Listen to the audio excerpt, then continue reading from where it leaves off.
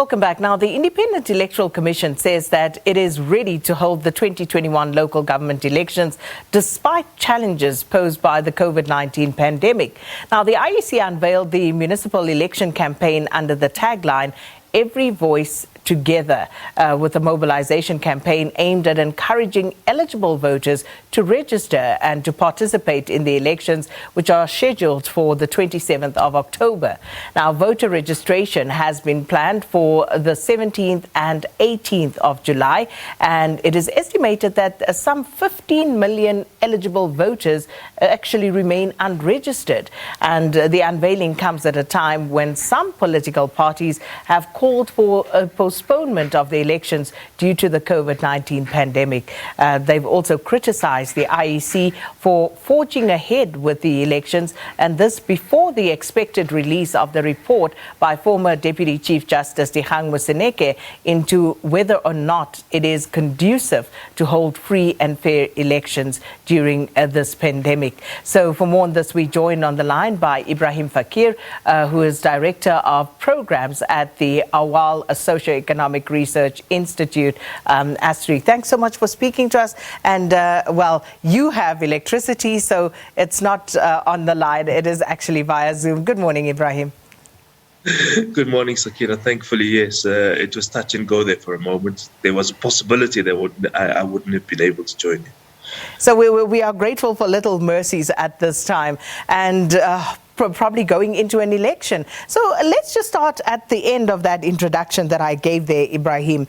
The IEC yesterday, of course, launching an election awareness campaign, but this amid criticism that there is a report that's expected from Deputy Chief Justice, former Deputy Chief Justice Dikgang Moseneke, and some parties feel that the IEC has jumped the gun and that this is premature. What's your view on all of this? Well, it's not premature. The IEC has to put in place a whole range of administrative instruments, including, apart from just publicity and preparations, logistics management, managing the supply chains and so on, identification of the voting stations. More important up and above all of that is the voter registration drive. So they have got to make these preparations. That they have launched a drive to be in a state of readiness and preparedness doesn't necessarily mean that it preempts what former Deputy Chief Justice Dikgang Moseneke is going to find.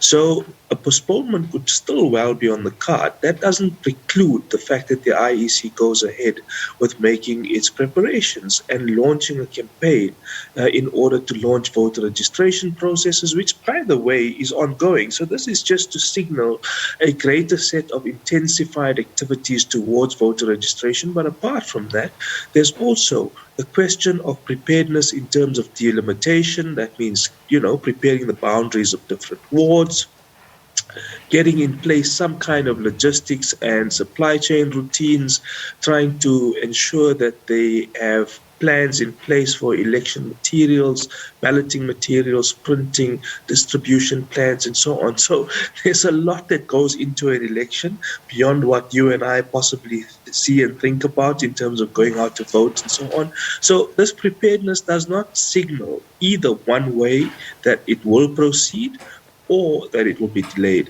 So let's not criticize the IEC unnecessarily. Political parties generally try to do this and try to blame the election manager and the election administrator. Let's be clear that the political decision is one which is made by the political parties. The IEC doesn't, of its own accord, decide when these things happen. The Constitution prescribes the period of the election. It says you've got 5 years and 90 days from the date of the last election. And so the IEC has to make sure that it has to be prepared. I bet you, Sakinah, that if the IEC had not been prepared or had not been putting in place preparations, they would still be criticized. So let's not be unnecessarily critical of the IEC, especially when it's not warranted. It's fair game when it is warranted, but in this case, it's not. They're going ahead and making preparations. They're launching a plan towards the election. That it goes ahead or not is a separate decision. And then, of course, we have the pandemic and this election coming at a time where we're in the grips of a pandemic. We've just gone into a third wave as South Africa. And this, of course, has always raised concern about elections during a pandemic. So let's talk about that, just in terms of parties, electioneering, and all of the pomp and ceremony that they were hoping to drum up support before the elections, and how the pandemic has impacted that. Sakinah, it's difficult because, look, there's just so many things which are unknown about the way in which the pandemic may evolve, and there's some things I would argue that are unknowable, that we simply don't know about the manner in which it's going to evolve. So we've got to bear that context firmly in mind, that there is unknowns, that there are unknowns, and that there are even unknowables that we don't yet know. And circumstances might change so dramatically that it becomes possible to actually have an election, in fact. Or they may deteriorate to such an extent that we may be in the grip of another wave, a fourth one perhaps, or a continuing third wave, and that the numbers remain high. So no one knows and no one can preempt the situation. Does this affect the conditions for free and fair elections? Well, if there is real relief, we know that there's not going to be a credible vaccine rollout by that period, right? So let's just leave that point aside. So that's not really going to change circumstances unless by some miracle there is a major surge in efficiency and effectiveness in the way in which there's procurement, distribution, and rollout of the vaccine program. But that seems unlikely. So one of two things can happen. Either it evolves in a way in which there's some relief and that there's some dampening in terms of the number and the spread, or it is more rampant. If it's the former, if it's more conducive, if we go back to level one perhaps, and there is a greater degree of latitude in the ability to organize, parties can campaign, the numbers are not that high, the IEC puts in mitigation factors at voting stations in terms of safety protocols, health, sanitation, managing balloting materials and voting materials and so on. Second, that the environment is conducive for parties to be able to go out to campaign, because those are the two key features of the freeness and the fairness of the environment. Obviously, there's a whole range of other things, right, such as effective voter registration, no one being barred from being able to register, there's an effective oversight over the registration process, as many citizens are included in the process and so on, firstly. Secondly, the environment must be conducive in that sense that there is relative stability, there's relative peace and calm, that there's the ability for voters to be able to reach out to political parties, and importantly for parties to reach out to voters through campaigning. Now, obviously, the idea of mass events, as we might have become accustomed to in terms of campaign events, publicity features and so on, will probably be limited. So there's going to be new protocols and ways in which parties have to engage in outreach. Third is, of course, they can start using new media technologies and so on. That's becoming now slightly old hat in the sense that, information technology, artificial intelligence and so on in terms of campaigning materials, publicity, advertising and so on. It's not ideal, but it is possible. But the big worry then, Sakinah, would be what happens when voters congregate. Now, thankfully, our local government elections are on the basis where you have to vote in the place where you're registered. You can't just vote anywhere. So it is possible to manage numbers.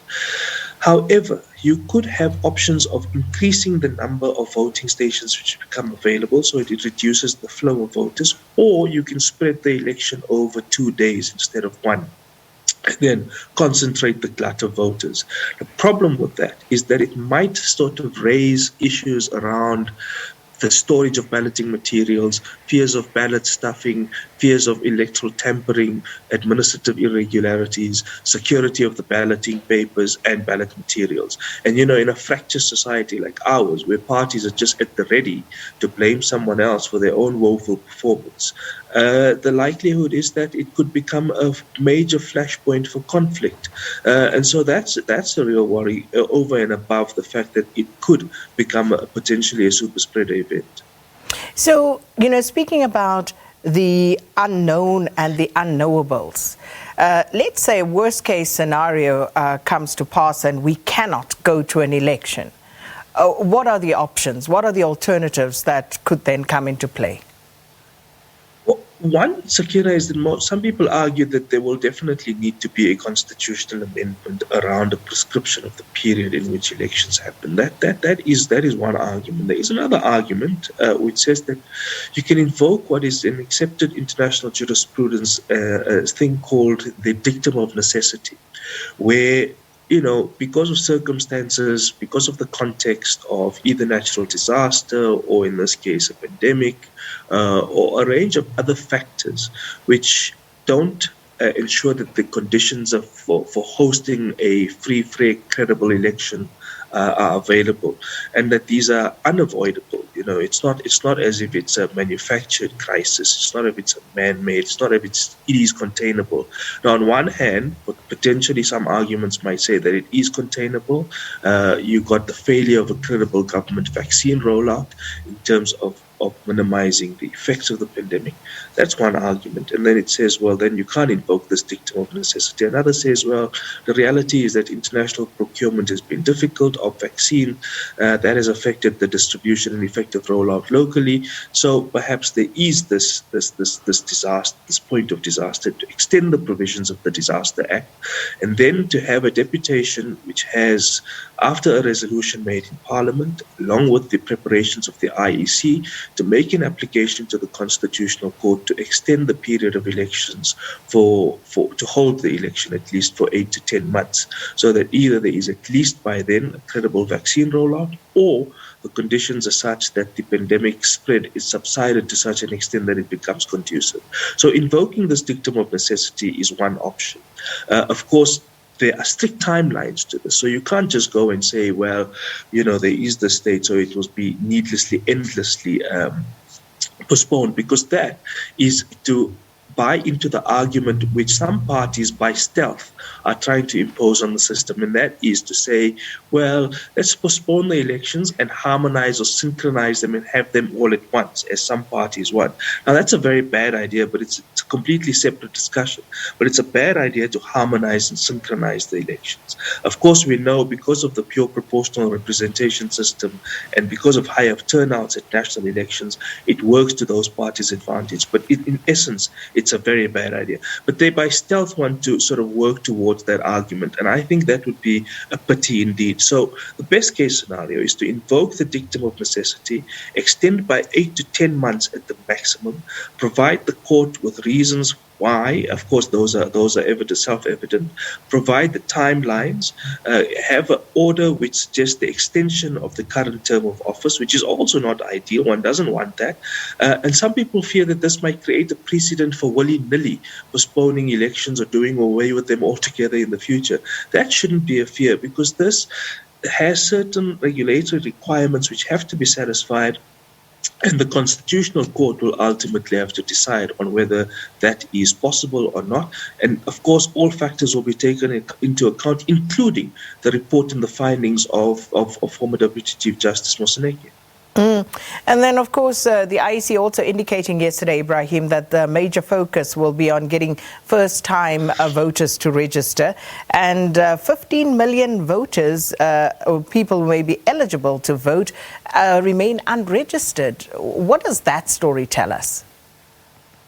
Plenty. And one of those fears about, even if we go down, perhaps, let's say to level 1, and the conditions are not ideal, but are more conducive to having free and fair elections.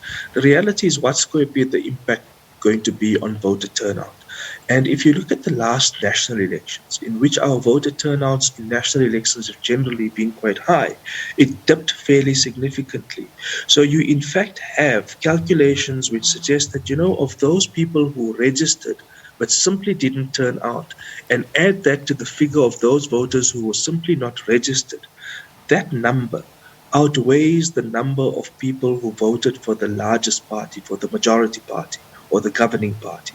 That should tell you a major story of credibility and crisis of confidence in institutions, crisis of confidence in political parties, a crisis of confidence and lack of trust in regulatory bodies and of institutions of government. So it's a clear indication of people not wanting to opt into the system, not because they don't like politics, not because they are apathetic, not because they're disinterested, but largely the driver is lack of trust and lack of confidence. That's not to say that there's lack of trust and confidence in the IEC or the IEC's outreach. So all of this stuff which suggests, the IEC is not doing enough with regard to communication and outreach, getting voters registered, it's actually not their fault. They've done a lot in terms of outreach and extension. It is basically being driven by a lack of trust and confidence in the system. But political parties, they go on as if this is just business, this is just par for the course, and it's normal. Look, to some degree, voter participation does decline as societies mature. Of course, younger people stay away from polls to a greater degree than people who are in older cohorts. All of that is true. International evidence also suggests that as democracy matures, participation in voting declines. But South Africa is a highly politicized society. There's still major interest in politics, in elections, in voting, but the drivers of turnout are largely because of a lack of trust and confidence, and not because of the failure of registering voters. And just finally, Ebrahim, we don't have much time, but I have to just get a quick response from you on this one.